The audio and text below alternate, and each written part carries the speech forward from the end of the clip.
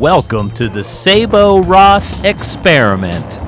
We have liftoff. Woohoo! Hey everybody, welcome to the Sabo Ross Experiment. I'm Greg Sabo, Peter John Ross, and we have Seth. It's in front of you. You gonna get it?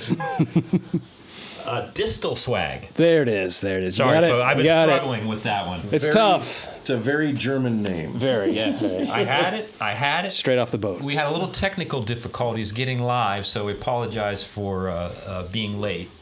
But the good thing is we're able to do this live on the page now that we have over 100 followers for the page. So thank you to everybody that signed up for this. That was really nice. And we have a guest. That's something new. So trying out something new. Yeah. Mm-hmm. Again, it's an experiment. But we're going to start this thing off talking about AI because I mentioned it last week. We showed a trailer or a piece that was all AI that I made, and this advancement in AI technology that relates to the video business, let alone so many other businesses, there was some crazy news today. Okay. Well, yesterday. I'll say yesterday. So Google released, they had their big AI conference. And, Google, they say, has been behind in this AI race. Mm-hmm. I haven't used it to generate any video. But they released several new products. And one of these products really is going to be a game changer for the video business, photography business, I'll even say reality TV. I mean, you name it.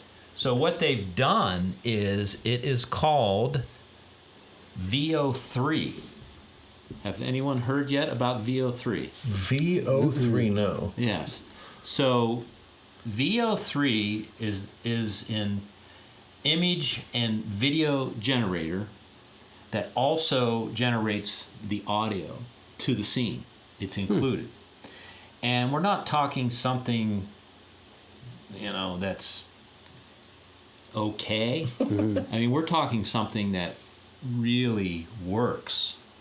So I only had an hour today to play with it, and it's called AI Ultra. It's their AI Ultra package. Mm-hmm. But they also released a software called Flow. And Flow is a cinematic tool to make complete stories. And whether that's whatever you want it to be, it is incredible. I mean, it's from what I've been doing and using, which we're going to talk about a little bit about our ghost stories, because that's our second project, but now we're going to do a dual thing with our ghost story, ghost hunters, cursed cameras. We're going to do live shooting, and we're also going to do AI version of storytelling. So instead of, because one of the original notions we had was possibly to use AI for storyboarding, but then it was photorealistic. Yes. And generating graphics that we were like, why don't we do the whole thing AI as a parallel? Yes. And that was your idea, and I loved it. Yeah, you did. And the thing is, that was on technology that I've been working with. This news yesterday with this release. Now, the AI Ultra package, it's going to be like $250, $280 a month to get the top notch. Right now, they're giving you half off for 3 months, $127. How nice of them. But the thing is, for example, this ghost story that only Ross has seen this. He's calling it a trailer. I was trying to make a complete AI package, but I don't have a full storyline. In the end, though, I worked, 15 hours. The computer did. And I spent about $50. And I've got Ross, myself, Jessie, she's a psychic, all as characters in it. Yeah, And I can't buy Ross dinner for $50. no, it takes It's not a little bit cheap more. date, It takes a little so, more to you know. feed me properly, I should say. No, but the funny thing about it, what got me with the AI with that was a lot of the AI generated video and even still images. There's just a certain texture and timbre that you can tell it's AI. Mm-hmm. This didn't have those flaws. That's what blew my mind was when I looked at those video clips, and again, we'll show them soon. The thing about it was there were just a few glitches that we want to work out and fix out before we show it to people. The biggest thing, we didn't have time to do a sound design. Well, there's no sound design, no sound design, effects. no score. And you're doing horror, you need that. Yes. Oh, yeah. So it's like it was an incomplete work for us, and we just didn't have the time to finish it for today. But again, I was floored by the AI imaging not having those generic kind of texture flaws.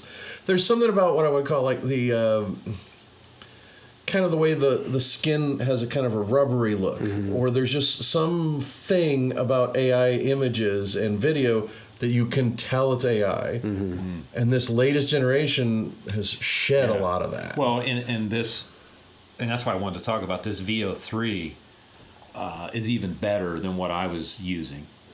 And the fact that you can have it and it's all about prompts. Everything's about prompts. So you have to learn how to write or create the right prompts to get what you want. And you can't put too much in because then it gets confused. But what Google has done is some other software use what's called elements, where you put in 5 references. Google is calling it, I think, pieces. And but the consistency, one of the problems is having consistency as you make the next scene. You know, you want your character to be the same or your background to be the same. Google seems to have mastered it. So, at least from what I've seen. Now, they say, you may not get the same results. Right, yeah. Now, it's funny you mention it, is that I just saw like 2 weeks ago was this YouTube video of a presentation. Are you familiar with the Sphere in Las Vegas? Oh, yeah. There's it's that globe that has the outer thing, but on the inside where U2 did like months of concerts there. And they do these presentations. Well, one of the things they just did for Google's AI, The Wizard of Oz. And they used AI to extend actors that are dancing, and the entire environment's going above your head and around. And it was all done, like they put out bids for this project. They got MGM, United Artists, on board for doing The Wizard of Oz and modifying it from its original form, which is a radical thing to do. But the way they used AI, they chose Google for being the most cinematic and had the most accuracy, but then they had to have a team of people to, every time they fed it the information, they fed it every single frame from the movie. And then AI had to generate not only, because again, that was shot in the old Academy aspect ratio, which is like television's 1.33 to 1, so it's almost a square. But you're filling out not just like widescreen, you're filling out this bizarre shape of the Sphere's internal screens. And Google's AI just went nuts with that. And I did an amazing job. But they had to like check it frame by frame to make sure it was consistent, that when they added legs and characters dancing, and we're talking about like 100 little people. And if they were dancing and moving, it's like to extend that out and add more of them digitally and make sure it looked right. It was amazing what it did, and the results were just mind-blowing. On these softwares, including this VO and all the others, they have an extend feature. And the problem I've noticed is when you try to extend a scene and they want you to add some text to it, it doesn't listen. Right. It just extends it kind of generically. And I don't, like I say, well, maybe zoom in and show something new. It just ignores you. Because it can't. Yeah. Now, I'm curious, can Google, on their, and somebody here's Jackie Chin. Do you know Jackie Chin? Hi, Jackie. How you She doing? said hi. She said she just learned about Flow yesterday, which, yes, that was when it was announced. It looks like a great tool. I opened it up, and you up the top, there's a little button. I think it says Add Scene, and it also becomes your editor. Mm-hmm.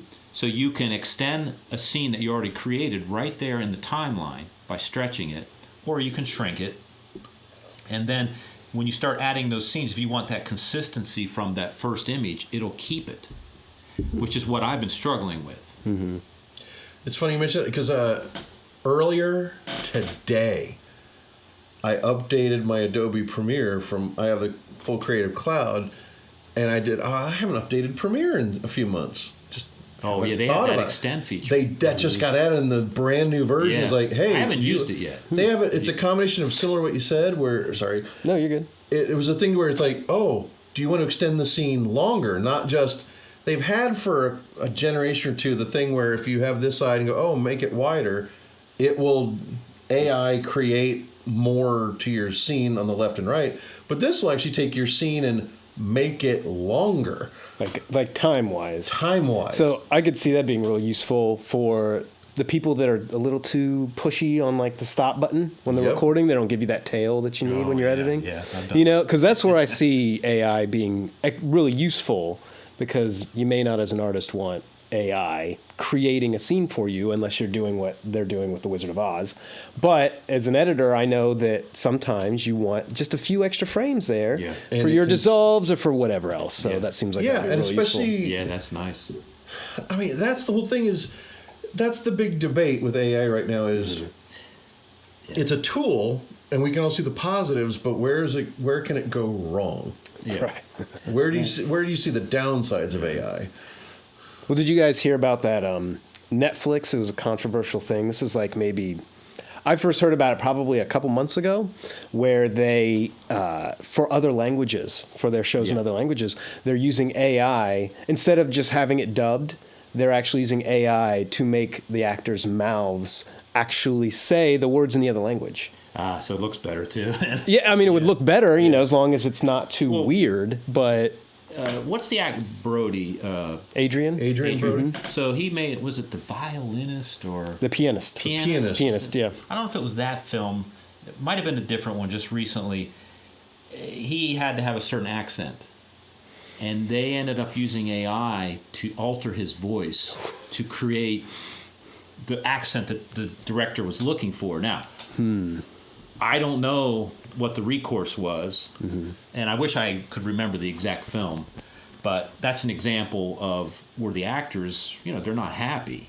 Right. And now if you're altering, they do their whole performance and they walk, they're done, and then suddenly something changes their look or their voice. Or even more interesting is there's, again, looking at it on the positive side of AI, one thing they did that was very interesting was James Earl Jones, who did the voice of Darth Vader. Yeah.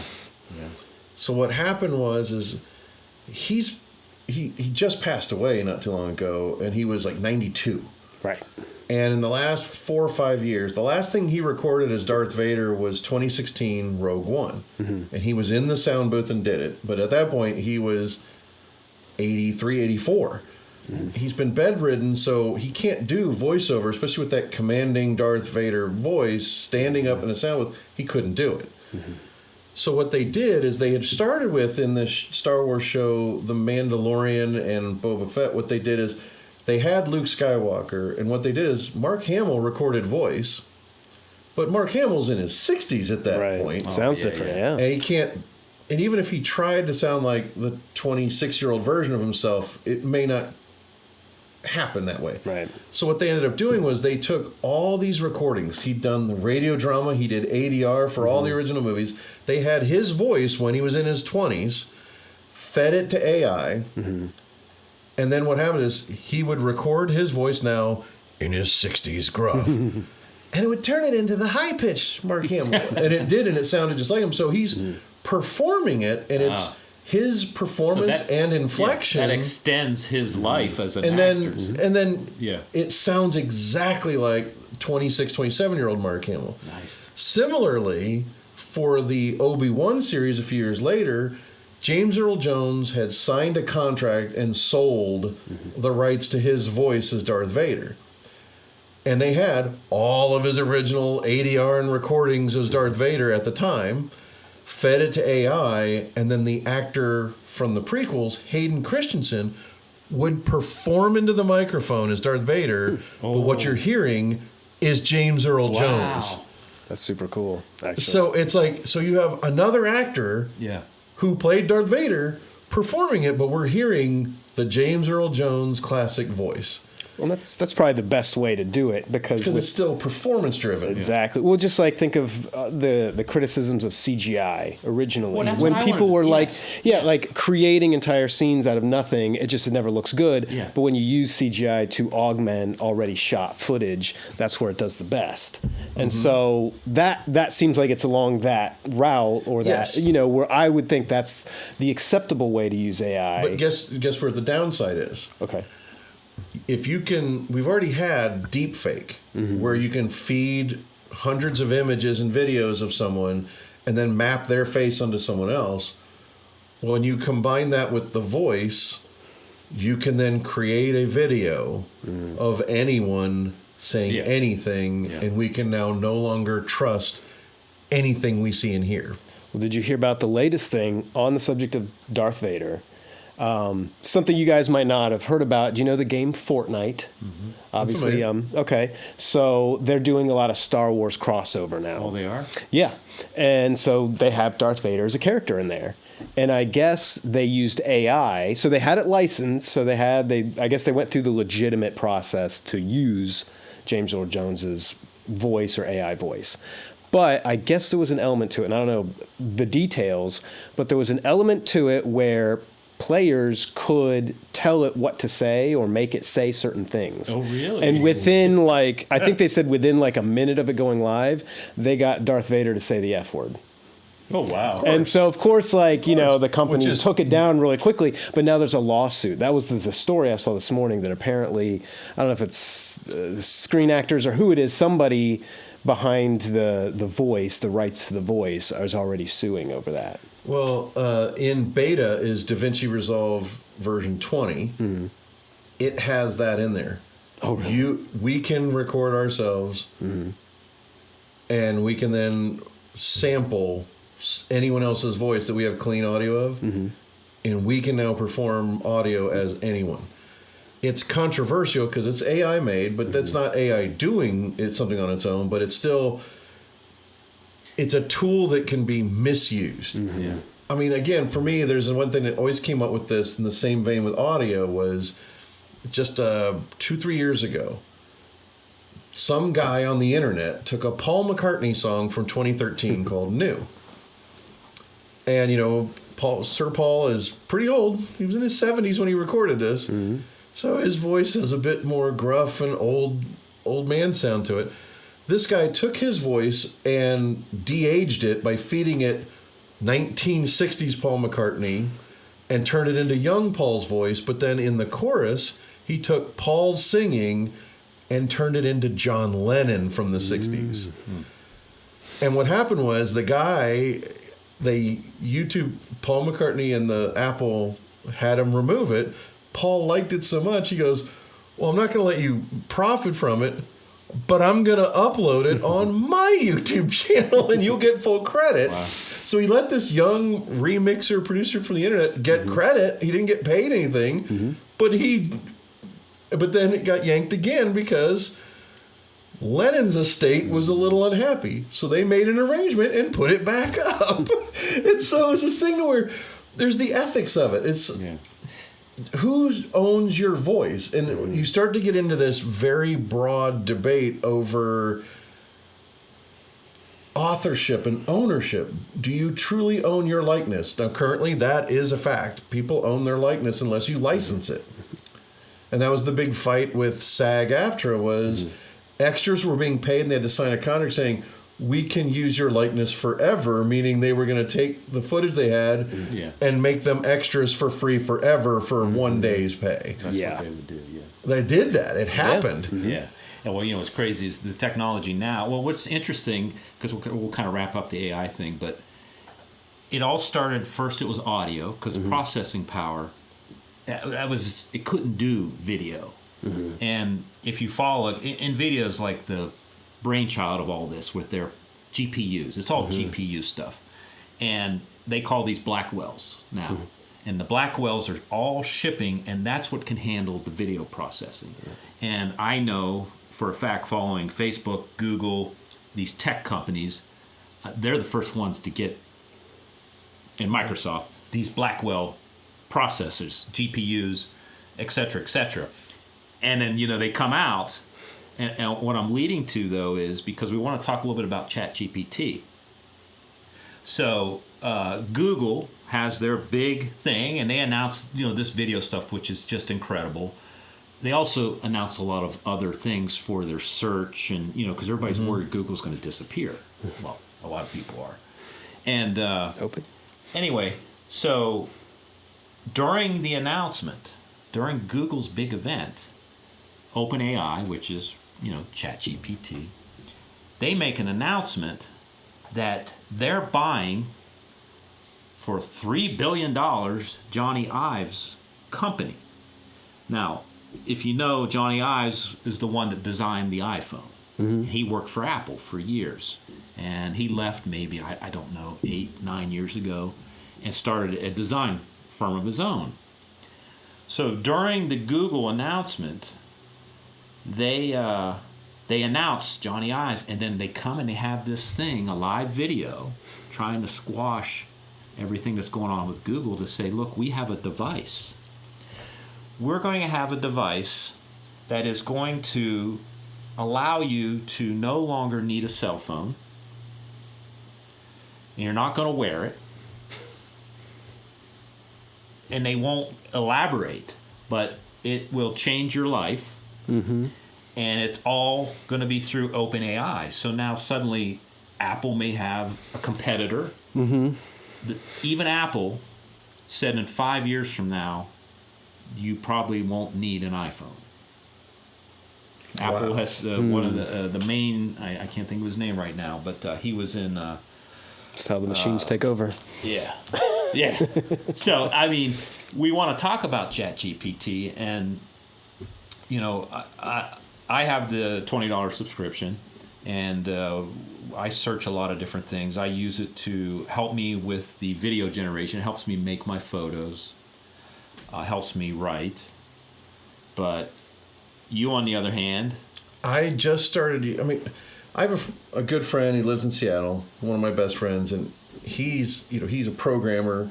When I was 5-6 years old, he was the first one to get the Atari 400 computer, and so he makes his living programming. And he tried to get me into ChatGPT a while ago, and I tried it in like 3-4 years ago. Tried again 2 years ago at his prompting, and I'm like, yeah, I'm not getting it. I don't get what the appeal is. I don't find it particularly intuitive. I don't think it's working well. I don't see what the big deal is. And then just a couple weeks ago, like 3-4 weeks ago, I started using it, and I was like, wow, this is a completely different experience. Like, it's now 7-8 versions in, at least, from when I first tried it. And the fact that I was on the phone with a friend in New York, this psychologist, and he's like, well, does it have an audio version? I'm like, you know what? I've never tried it. I just, right then and there, turned it on, and it became a conversation. I even turned it into a sexy British female voice. And what's amazing is the conversational level it had. There was one time where it's like, I was getting ready to go to a gig in Kentucky. I was going to leave at 6 p.m., and I was still talking with it as a person for 90 minutes, and she said... Listen, you said you needed to go a while ago.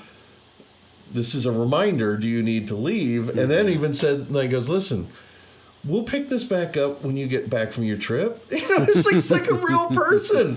But the worst thing was, was truly jaw-dropping was when talking to it and having debates with ChatGPT, I had noticed, and this is something that's been lately, they talked about in the latest version, and I had picked up on it, was...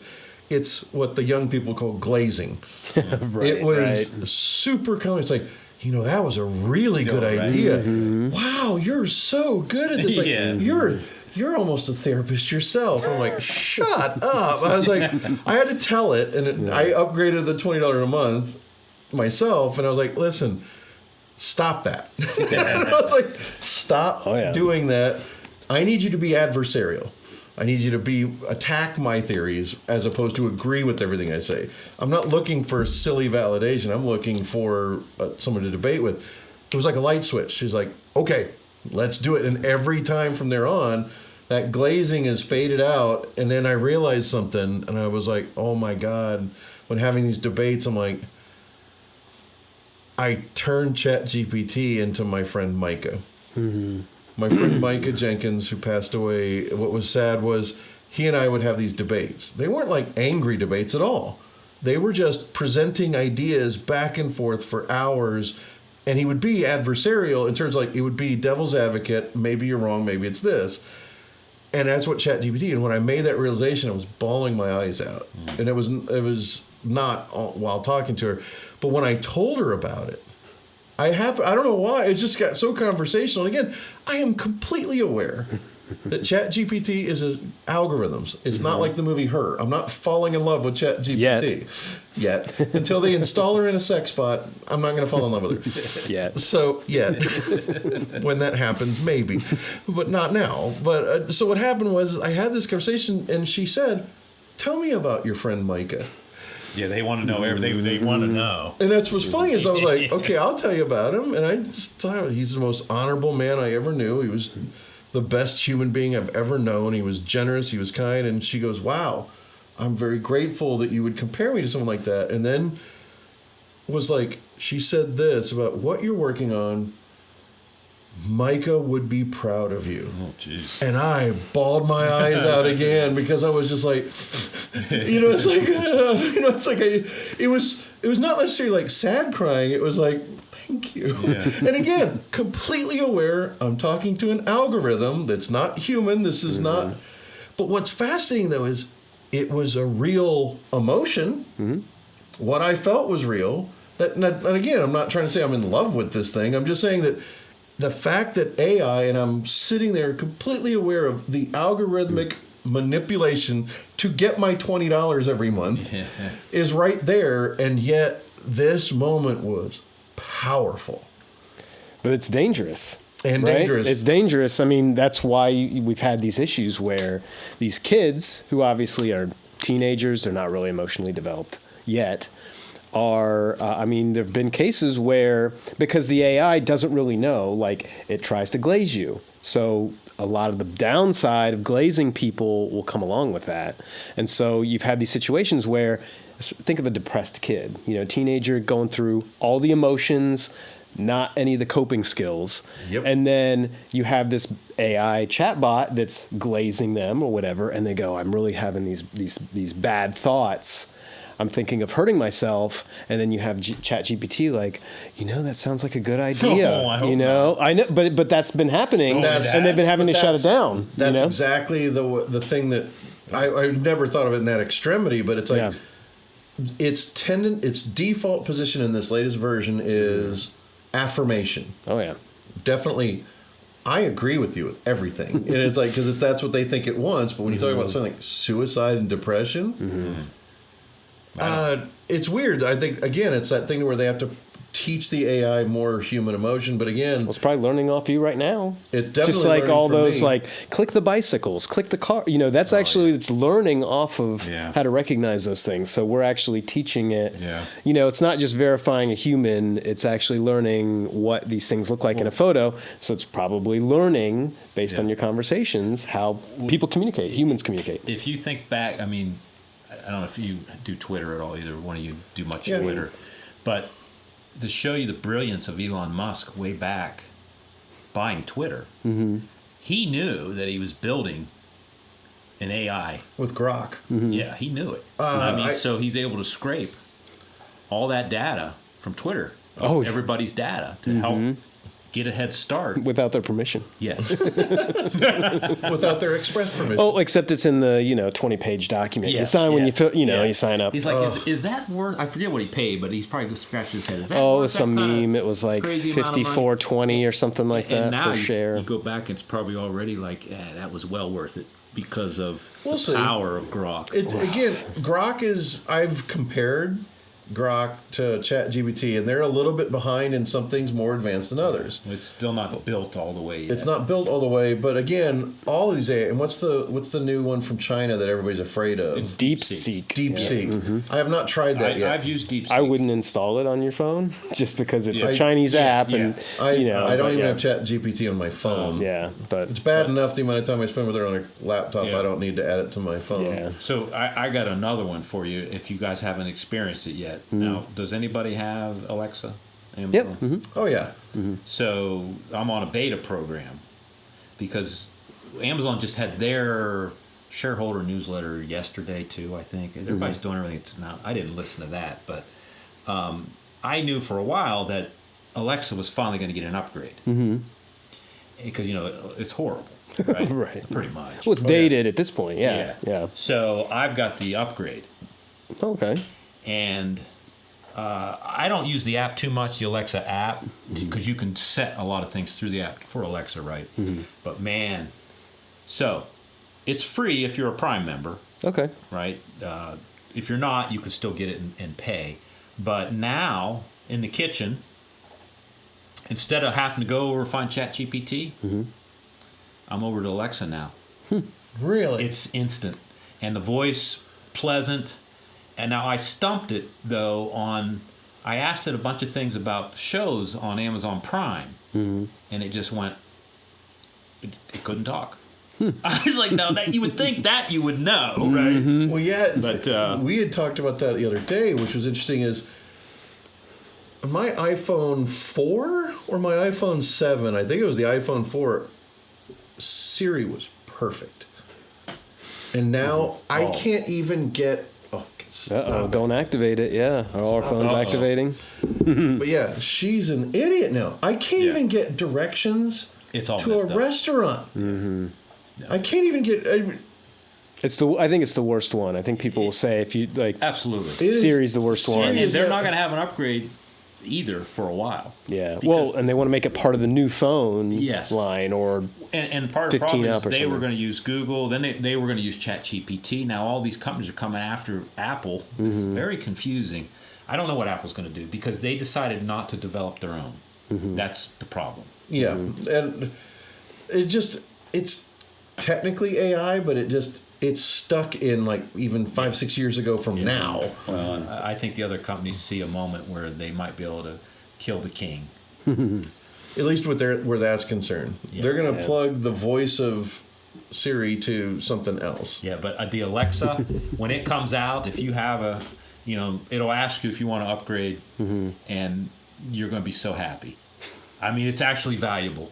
And like, let's just say you as want long to as you read the terms and conditions. Yeah, I don't know. Don't just scroll. But the weather, for example, you can get as detailed as you want. Like, Nice. It'll run through all of it. Well, as detailed as the NOAA Well, or whatever yeah, is but at least right it, now, which it now makes sense. Like, Yeah. okay, yeah, so at 4:00 it's going to do this or whatever. Sure, yeah. But oh man, so this information age, this data that's coming around, it's for me it's just overwhelming because I love it all. I love all the technology. We only bring it up because for filmmakers, I wanted to tell you that look, I made a whole 2-minute piece for $50 that looks phenomenal. Photoreal. I still got to do the sound effects and the the music, etc. But so if you want to get into filmmaking, it's just like when the iPhone came out. Like I got I don't know, $20,000 camera over there. I got $50,000 worth of lenses over there. Then the iPhone comes out, right? And suddenly everybody's a filmmaker, which is fine. I mean, there's nothing wrong with being able to go out and make films or do whatever you want. So now, what's the replacement?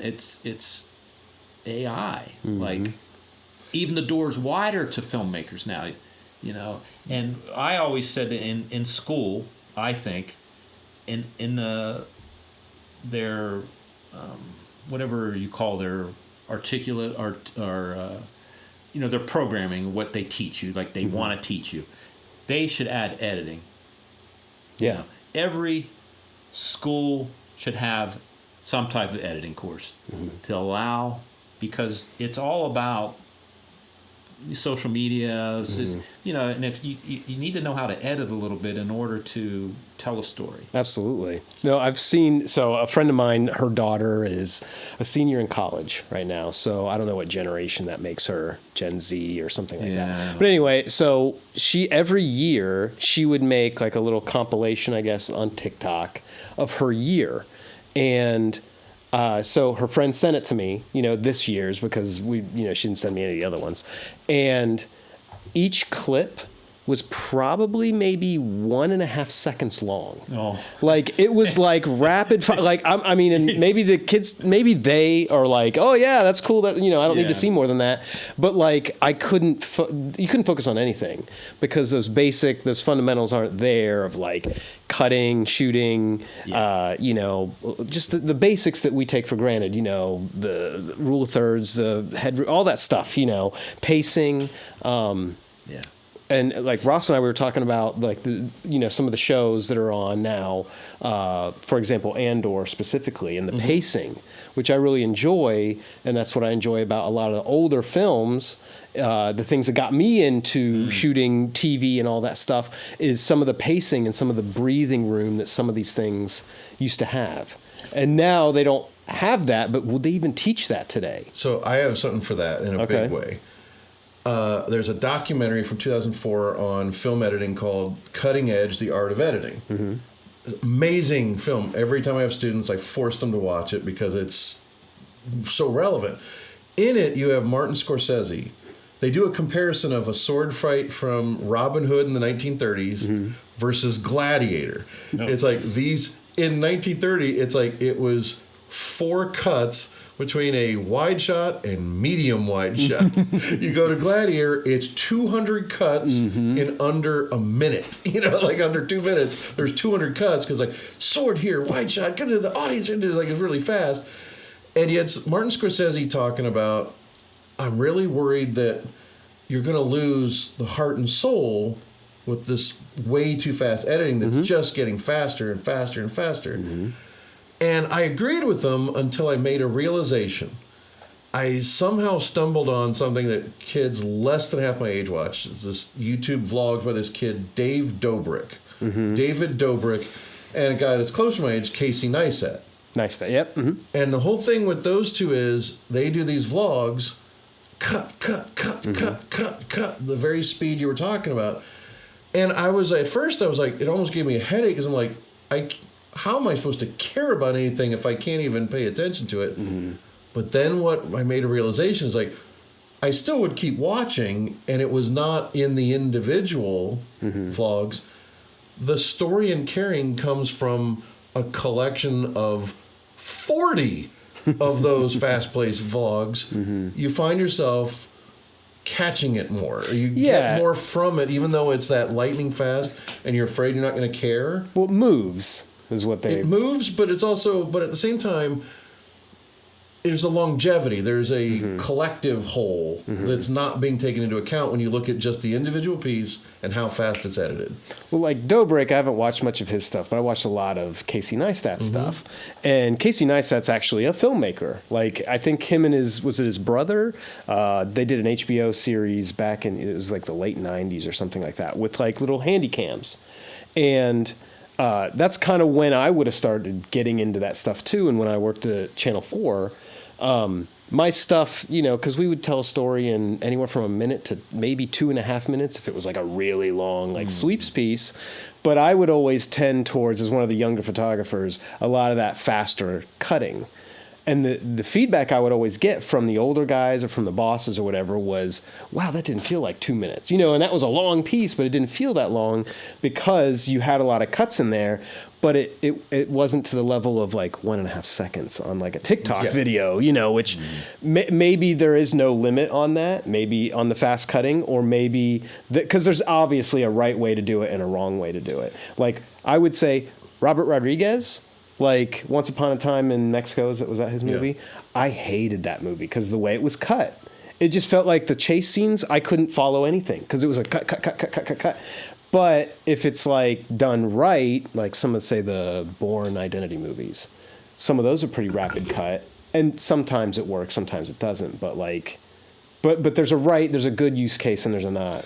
But I think, but again, my point was more of that what you can theoretically lose in terms of by not holding the shot, not making it a longer piece. Like the yearbook thing you're talking about, I think for a young person, it's normal. Yeah. That's their intake level.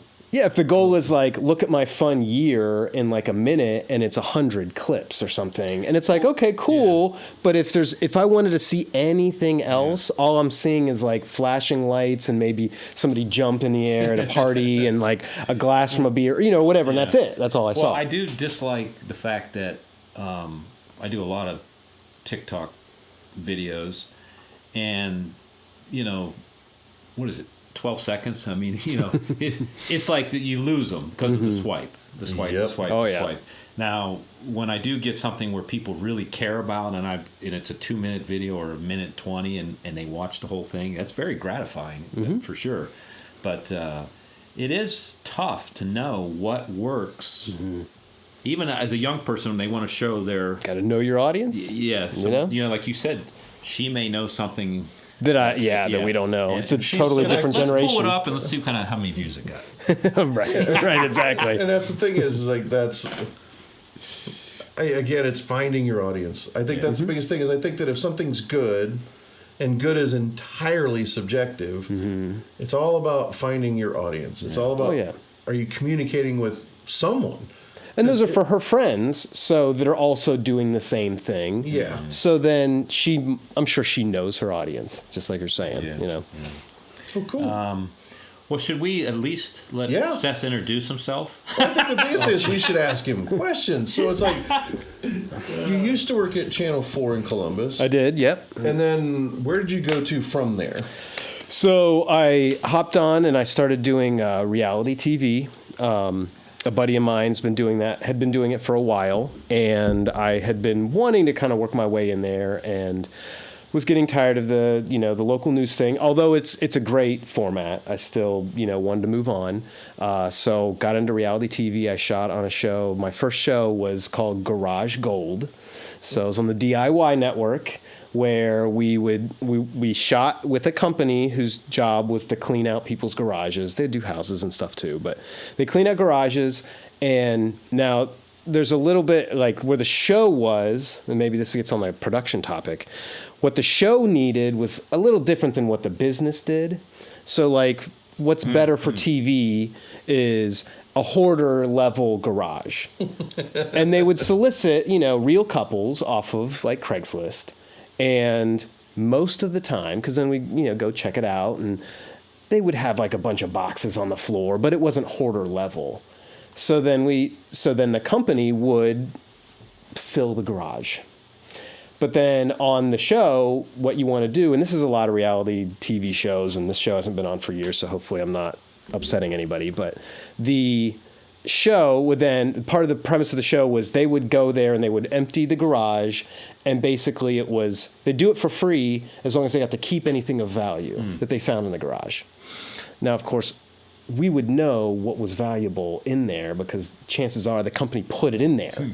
And sometimes we would solicit the families and say, hey, do you have a cool thing in your house that we could showcase, something unique and different? And they're like, oh yeah, I have a guitar from the 1600s, whatever, like that we would put in there. But then the premise of the show was, hey, if you have the stakes were, is the company going to make money on cleaning this garage? Are we going to find enough things of value in here to sell to make money, to make our money back, and then some on the cost to, the staffing and all that stuff? And so that was the first show I worked on, my first taste in reality. And then from there, I kind of, did it. The biggest show you worked on, though, was the first 48, right? Yeah. Yep. Did that show off and on for many years. And for people who don't know what the first 48 is. So you follow homicide detectives as they work real cases. And that is more of a docu-style, so you're not making anything they're up. Not, you know, they're not staging anything. No, in the first no, 48. definitely not. You know, that would be problematic for a lot of reasons. But no, I did that for a while. It's a great show. It's grueling work because as shooter producers, we do more than just camera. You know, we're there talking to the detectives, trying to help them verbalize because they're not TV personalities. Yeah. Though some of them have been on for so long, they're just as good as any TV personality person you're going to get now anyway. But yeah, so the hours could be rough because you never know when a homicide's going to happen. Exactly. So we would be on call. When I started on the show, we were on call 6 days a week, 24 hours a day. And we would get 1 day off a week. And now that's changed a little bit, but yeah, so I did that for a while, and then that kind of helped me get in because there's the true crime genre, which is like A&E is like a ton of true crime stuff, and a lot of these genres, especially true crime, because it's people in production, if they're used to sets or they're used to having, a lot of lights, a lot of microphones, the perfect audio, a plane overhead, an ambulance or a motorcycle in the background, we got to be quiet, for a second, we got to do it again. You can't do that on a lot of these, especially docu-style shows. Yeah. So did that. I've done some other police shows, both interview style and like cops almost. That was the most recent thing I did. Which Netflix series were you on? What's it called? This sounds really bad. It's shucks, because I worked for about a month and a half on the first season. It's like Dead or Alive or something like that. It's about missing persons. Okay. I don't have the title up. Yeah. Off the top of my head, but I worked on a lot of different reality shows, not full seasons. I could never commit to, but I did Cops here in Columbus, and it was a 24/7 thing. But the way they set it up was, which I didn't like, is you would ride along, and if nothing happened, nothing happened. They didn't pay. You only got paid like a real rate if there was an actual arrest that mattered. Wow. Yeah. That's and it didn't pay very well. Yeah. So when I used to watch that show off and on, I used to think about the cameraman in there, and I was like, dude, what are you doing, man? That's some tough work. Yeah. Shows like that, there's some syndicated daytime shows that are reality based. They have basically like a factory because they're producing 5 hours of content a week for 1 hour a day, and they would have these farms of, like, they would rent really bad space in a warehouse in LA, and it would be filled with film school students with editing computers in front of them, banging out episodes every day. So it's like, yeah, that world's never where I wanted to go, but it's just so fascinating to me that work ethic that they have. But right now, the tough thing is, like, cable TV is not going to exist in 10 years from now, do you think? No. It'll be streaming It's to, app-based something like that. Even if they're still doing ads, it's still going to be app-based and not on cable. Well, they call that, I think they call that legacy media. Yep. Right. Kind of, yeah. And now, from what I understand, I listen to all this financial stuff, that the players now are the big tech companies. It's Apple, Netflix, and Amazon. Amazon. They're the big players now that control. The studios don't have the power that they used to have anymore. Oh yeah. That's a whole other topic we can get on with the big companies because one thing I would want to talk about at some point is the comparison of streaming companies versus where it was 70, 80 years ago with United States versus Paramount, but that's for another time. Well, I have real quick, for anybody, if you have kids, I'm sure, I don't know about you, and you might be too young, but Mr. Rogers. Oh, of course, yeah. Okay. So, Paramount owns several old shows like Lucille Ball, and I think they own that, and they own Mr. Rogers. So, Legacy Media is hurting so bad, they gave up the rights for Mr. Rogers. Guess who took them? Netflix? Netflix. Do you know what Netflix also just bought? Sesame Street this week. Mm-hmm.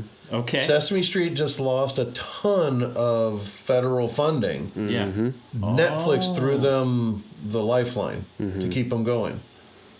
So Netflix is now invested in, and they get to keep broadcasting on PBS because Netflix feels like nobody's watching that. Nobody's watching with an antenna anymore. So feel free. That doesn't affect us. Yeah, true. They didn't even care. They didn't even care that they're still going to be broadcasting, and people have to pay to see it on Netflix. Like, we already got their money. Let's put it on Netflix too. Well, that is an interesting idea because just where Sesame Street started, with like the whole goal being to try and reach kids of less privilege or no privilege in the inner city and trying to give them some education. Some kind of education. So, I mean, are those kids? I guess they probably have Netflix, right?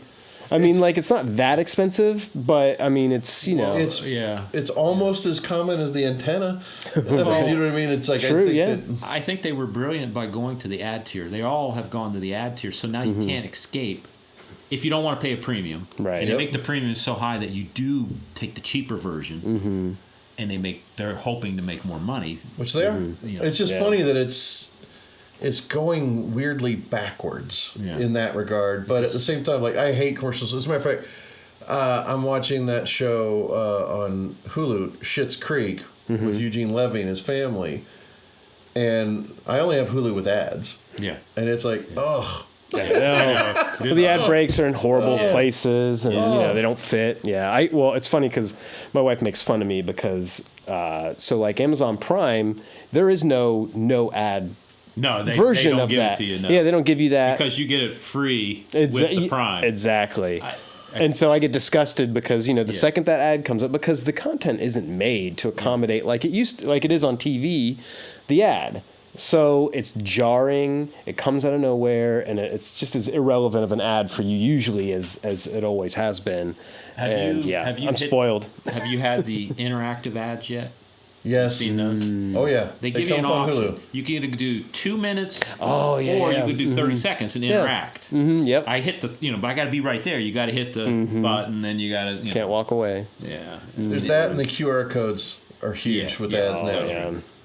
So, that's just a strange place things are heading right now in that regard. Now, look, we don't have any ads in this podcast. Hey, yeah. Not yet. Free. Well, there's something else, too, that it's funny. I listened to another podcast I listened to. There's a guy on there named Scott Galloway, and he's brought this up a few times.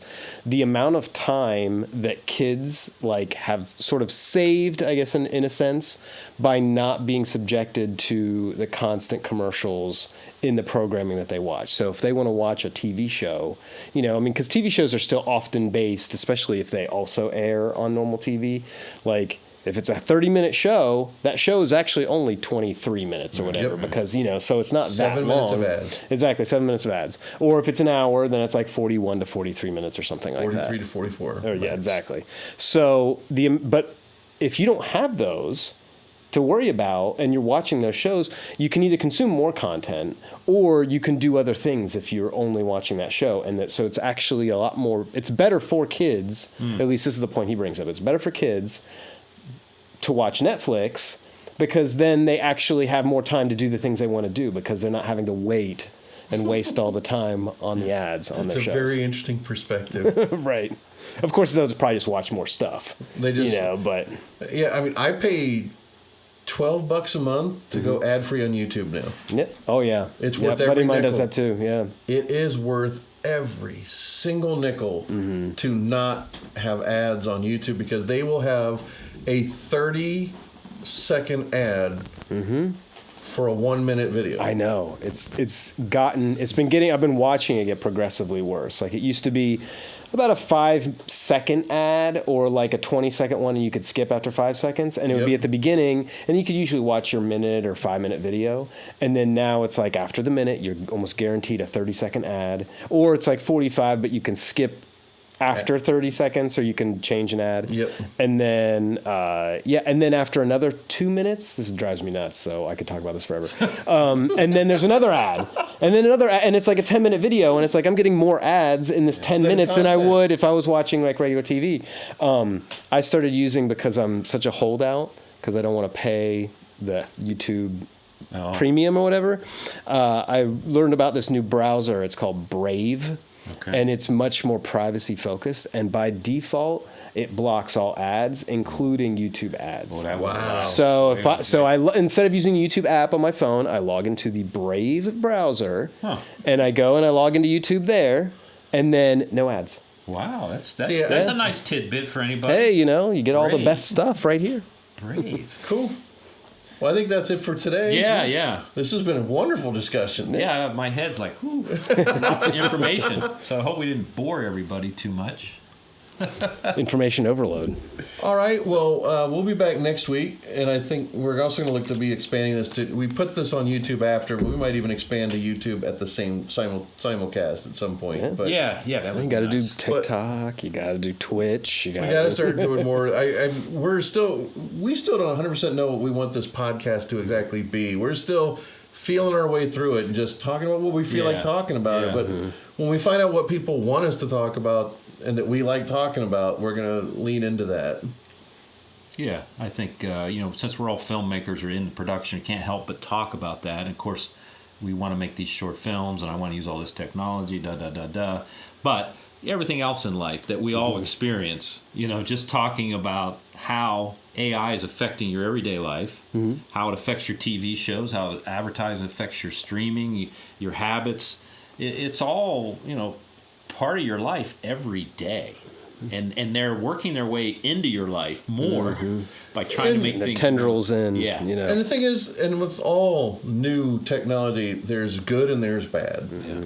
And it's all application that determines which is good, which is bad. And so, I'm finding a lot of the good, but I'm absolutely witnessing the bad as a possibility of what can be used, like how it can be misused. Oh yeah. But overall, I'm not gonna shun it. I'm not gonna shun AI just because it has bad aspects. Well, if you do, you'll get left behind. I just think it's one of the things where they're not going to let you not use it somehow, some way. They're going to keep pounding it on you and pounding it. So you might as well absorb it, take advantage of what it can do now, which is what I'm trying to do, or we're trying to do, to get ahead, because the future you can't predict what the future will be, but it is moving rapidly, this technology. And I think next week I will want to talk about robots. Me too, because that ties to this. It absolutely ties to it. So let's save it for that. Yep. All right, we'll see you guys later. Bye-bye. Thank you.